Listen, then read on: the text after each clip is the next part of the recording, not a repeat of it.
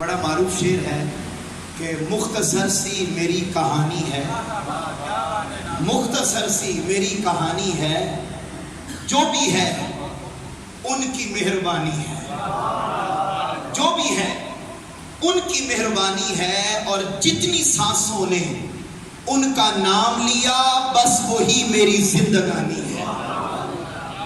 اللہ رب العزت ہم سب کا یہاں بیٹھنا اپنی بارگاہ میں قبول و منظور فرمائے۔ میں آج ذہنی طور پہ تیار ہو کے آیا تھا کہ آج میری کمپیرنگ ہوگی، مجھے ہارون ثانی صاحب نے حکم دیا، مگر یہاں پہنچا تو ثانی ہارون ثانی صاحب محترم اسماعیل انعام صاحب نے مجھے حکم دیا کہ آپ کوئی گفتگو کریں گے، تو فوری بیٹھے ہوئے میرے ذہن میں تاجدار کائنات صلی اللہ علیہ وآلہ وسلم کی ایک حدیث پاک ہے، بس اسی حدیث پاک کی تشریح اور میری بات ختم ہو جائے گی۔ توجہ ہے؟ بولیے نا، سننا چاہتے ہیں حدیث پاک؟ ہاں، بھرپور کلیپنگ کر دیں اپنے قائد کے لیے، قائد کے لیے کلیپنگ کرنی سچی سے نہیں ہوتی، بھرپور کلیپنگ کی جائے۔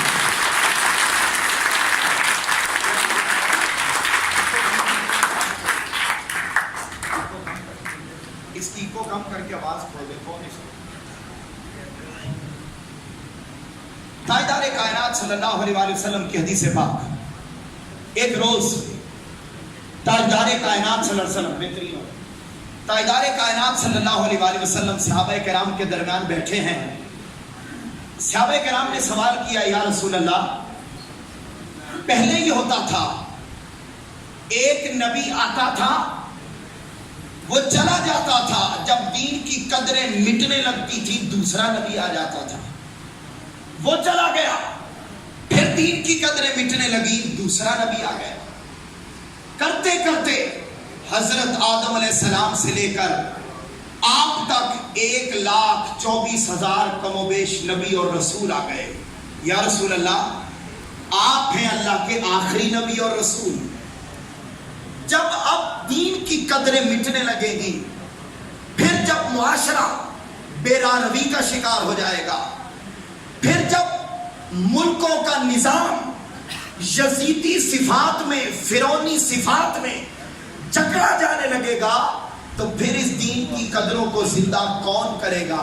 تاجدار کائنات صلی اللہ علیہ وآلہ وسلم نے، بہت مختصر کر رہا ہوں، تاجدار کائنات صلی اللہ علیہ وسلم نے جواب دیا، اے میرے صحابہ، پہلے یہ ہوتا تھا کہ جب دین مٹنے لگتا تو ایک نبی یا رسول آ جاتا، میں ہوں اللہ کا آخری نبی اور رسول، اب میرے بعد نبی اور رسول، اونچا بولیے، نبی اور رسول نہیں آئے گا۔ ہاں، ہر صدی کے اختتام پر ایک مجدد آئے گا، وہ جب دین کی قدریں مٹنے لگے گی، جب فرعونیت پھر اپنا سر اٹھائے گی، جب نمرودیت اپنا سر اٹھائے گی، پھر جب یزیدیت اپنا سر اٹھائے گی، تو وہ مجدد ابراہیم کا پیکر بن کر، وہ مجدد موسیٰ کا پیکر بن کر، وہ مجدد حسین کا پیکر بن کر، ان کے نقشے قدم پہ چل کے پھر سے دین کی قدروں کو زندہ کر دے گا۔ نعرہ تکبیر،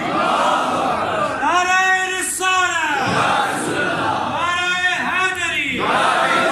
عزیزان محترم، میں نے حدیث پاک سنا دی، اب یہ حدیث پاک یاد رکھیے، مصطفیٰ کا فرمان جھوٹا نہیں ہو سکتا، ان کی زبان سے نکلا ہوا ایک ایک لفظ خدا کی وحی ہے، اور خدا کی وحی کبھی غلط نہیں ہو سکتی۔ تاجدار کائنات صلی اللہ علیہ وسلم کا یہ فرمان سچ ہے۔ اب دیکھنا ہوگا، 15 صدیاں گزر گئیں، 14 مجددین بھی گزر گئے، اس موجودہ صدی میں کوئی تو مجدد ہوگا نا جو دین کی، میری گفتگو شاید تنظیمی لوگوں کے ساتھ اتنی زیادہ نہیں ہے، میں نئے لوگوں کو میسیج دے رہا ہوں جن کے پاس اس وقت تک ذمہ داری کوئی نہیں، کوئی منہاج القرآن یوتھ لیگ کی، ان سے بات کر رہا ہوں۔ عزیزان محترم، یاد رکھیے، حضور کا فرمان سچا ہے، کوئی مجدد اس صدی میں بھی تو ہوگا نا۔ عزیزان محترم، مجدد کی بے شمار خوبیاں ہوتی ہیں، صرف ایک خوبی بتانا چاہتا ہوں، بولیے کتنی؟ ہاتھ کھڑا کر کے بتاؤ کتنی بتا رہے ہیں؟ صرف ایک خوبی۔ وہ کیا؟ مجدد کی یہ خوبی ہوتی ہے کہ اسلام پر جب بھی حملہ ہوتا ہے اس حملے کا جواب اس صدی کا مجدد دیتا ہے. اس صدی کا مجدد دیتا ہے. دیکھیے اس صدی کے اندر اسلام پر حملے کون کون سے ہوئے. پہلا حملہ اس صدی کے اندر جو اسلام پر ہوا وہ گستاخی رسول کا تھا. پاکستان کے اندر، پوری دنیا کے اندر بڑے بڑے علماء، بڑے بڑے پگڑیوں والے، بڑے بڑے جھبوں اور کتوں والے موجود تھے. حملہ یہ ہو گیا کہ گستاخ رسول کی سزا موت نہیں ہونی چاہیے. کوئی ثابت کرنے کے لیے نہ آیا کہ ہونی چاہیے، لیکن کوئی ایک اٹھا اور وہی اٹھا جو اس صدی کا مجدد ہے. چلا گیا لاہور ہائی کورٹ میں، 48 گھنٹے دلائل دیے. بولیے کتنے گھنٹے؟ اونچا بولیے کتنے گھنٹے؟ 48 گھنٹے دلائل دیے اور دلائل دے کے ثابت کیا گستاخ رسول کی سزا. اونچا بولیے گستاخ رسول کی سزا. آواز نہیں آئی. گستاخ رسول کی سزا موت ہے. کس نے کیا؟ اس صدی کے مجدد نے. آگے چلتے ہیں. اگلا حملہ اسلام پر ہوا کہ قادیانی بھی مسلمان ہیں. حملہ کر دیا گیا. اس صدی کا مجدد اٹھا، لاہور ہائی کورٹ پہنچا، 18 گھنٹے دلائل دے کے ثابت کیا قادیانی مسلمان نہیں ہیں، قادیانی کافر ہیں. اونچا بولیے قادیانی قادیانی کافر ہیں. اس صدی کے مجدد نے ثابت کیا قادیانی کافر ہیں. آگے چلتے ہیں. پھر حملہ ہوا. اسلام بلا سود بینکاری کا نظام نہیں دے سکتا. پھر کوئی اٹھا. بڑے بڑے لوگ موجود تھے، کرامتوں والے، دستاروں والے، جبوں اور کتوں والے، بڑے بڑے لوگ موجود تھے. کوئی نہ اٹھا. اسلام کے ٹھیکیدار بھی موجود تھے، مگر پھر وہی اٹھا جسے اٹھنا چاہیے تھا اور وہ مجدد تھا. اٹھا اور ثابت کیا کہ جس دین پر تم یہ الزام لگاتے ہو کہ وہ بلا سود بینکاری کا نظام نہیں دے سکتا، آؤ میں بتاتا ہوں ناصر باغ میں کہ اسلام بلا سود بینکاری کا نظام دیتا ہے. ثابت کر دیا. عزیزان محترم آگے چلے. میں بہت شارٹلی بتا رہا ہوں. آخری بات. پھر ہوا اسلام پر حملہ کہ اسلام تو دہشت گردی کا دین ہے، اسلام تو وائلنس کا دین ہے، اسلام تو ٹیررزم کا دین ہے، اسلام تو شدت پسندی کا دین ہے. ہم گوگل پہ لکھتے تھے what is the meaning of اسلام، جواب آتا تھا ٹیررزم. بولیے کیا جواب آتا تھا؟ کہ اسلام تو دہشت گردی کا دین ہے. پھر کوئی اٹھا، اس نے 600 صفحات پر مشتمل فتویٰ لکھا. پوری دنیا کے اندر سفر کر کے اپنے نیٹ ورک بنائے، نیٹ ورک بنا کے ثابت کیا کہ اسلام دہشت گردی کا دین نہیں، امن کا دین ہے. بولیے کون سا دین ہے؟ ہاتھ کھڑا کر کے بولیے کون سا دین ہے؟ امن کا دین ہے، محبت کا دین ہے، لو کا دین ہے، کمپیشن کا دین ہے، ہارمنی کا دین ہے، پیشنس کا دین ہے.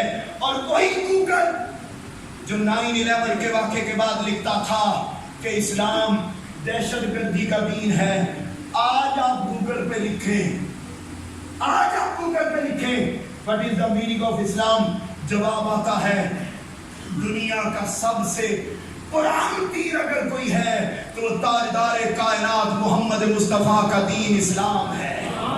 اونچا بولیے کون سا دین ہے؟ آواز نہیں آ رہی، تھک گئے ہیں؟ اونچا بولیے کون سا دین ہے؟ اب شیخ الاسلام کے داعیان ہیں اور ان کے پیروکار ماننے والے ہیں، انہی کی صدق میں بیٹھنے والے ہیں. کچھ بولیے امن کا دین کون سا؟ ابھی آواز نہیں ہے، ہاتھ کھڑا کر کے بولیے کون سا دین؟ اسلام امن کا دین. عزیزان محترم، اندر بڑے حملے ہوئے، اہل بیت کی شان پہ حملہ ہوا، اہل بیت کی شان پہ حملہ ہوا، جو جس دور میں حملے ہوتے رہے، اس صدی کا مجدد جواب دیتا رہا۔ عزیزان محترم، سوچنے کی ضرورت ہے، سمجھنے کی ضرورت ہے کہ وہ کون ہے جس نے ثابت کیا گستاخ رسول کی سزا موت ہے؟ وہ کون ہے جس نے ثابت کیا قادیانی کافر ہے؟ وہ کون ہے جس نے بلا سود بینکاری کا نظام دیا؟ وہ کون ہے جس نے ثابت کیا اسلام امن کا دین ہے؟ عزیزان محترم، وہ کوئی اور نہیں ہے۔ کسی کو لاکھ خوابوں میں آ کے کوئی کہتا رہے، جھوٹ بولتے رہے، بتاتے رہے، چیختے رہے، جو مرضی صدائیں اور ندائیں دیتے رہے، حقیقت یہ ہے کہ ان سارے حملوں کا جواب دینے والی اگر کوئی ذات ہے تو وہ میرا اور آپ کا قائد شیخ الاسلام ڈاکٹر محمد طاہر القادری ہے۔ بھرپور کھڑے ہو کے استقبال کیجیے آج کے ہماری مجلس کی زینت بنے مرکزی صدر منہاج القرآن یوتھ لیگ۔ نعرہ تکبیر، نعرہ رسالت، مجدد رواں صدی انقلاب لائے گی، ہاتھ کھڑا کر کے انقلاب لائے گی، انقلاب لائے گی، کربلا سجائے گی، کربلا سجائے گی، ظلم کو مٹائے گی، کریا کریا بستی بستی، کریا کریا بستی بستی، کریا کریا بستی بستی، کریا کریا بستی بستی، قائد کے خوابوں کی تعبیر، قائد کے خوابوں کی تعبیر، باطل پر لڑتی ہے شمشیر، انقلاب انقلاب، تشریف رکھیے۔ آج کی اس بزم میں تھوڑا سا آگے آگے آ جائیں، آج کی ہماری بزم میں اور اس انتہائی اہم ٹریننگ سیشن میں تشریف لائے مرکزی صدر منہاج القرآن یوتھ لیگ محترم مظہر محمود علوی صاحب۔ میں چاہوں گا بھرپور کلیپنگ کے ساتھ ان کا استقبال کیا جائے۔ عزیزان محترم، آخری جملہ بولیے، اس صدی کا مجدد کون؟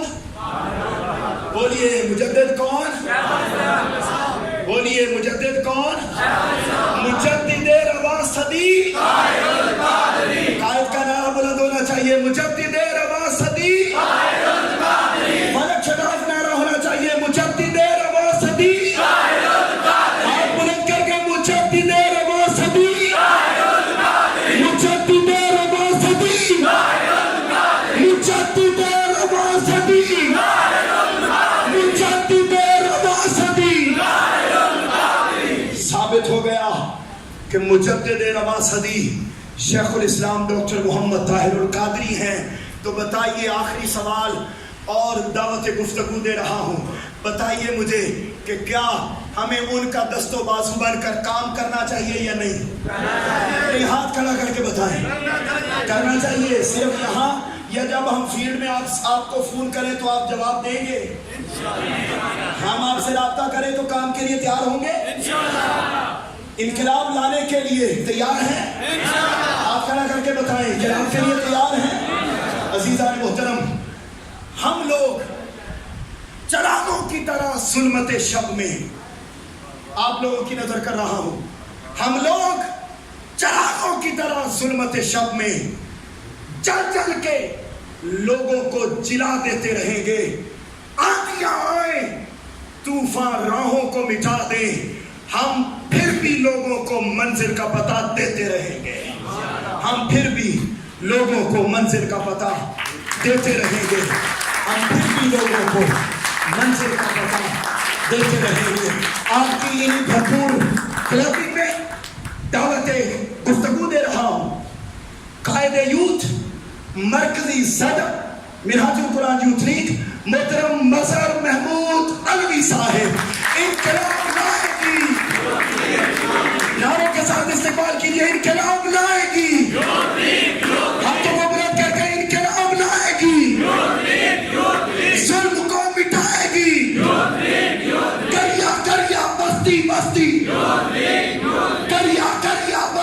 مفتی محترم مظہر محمود علوی صاحب.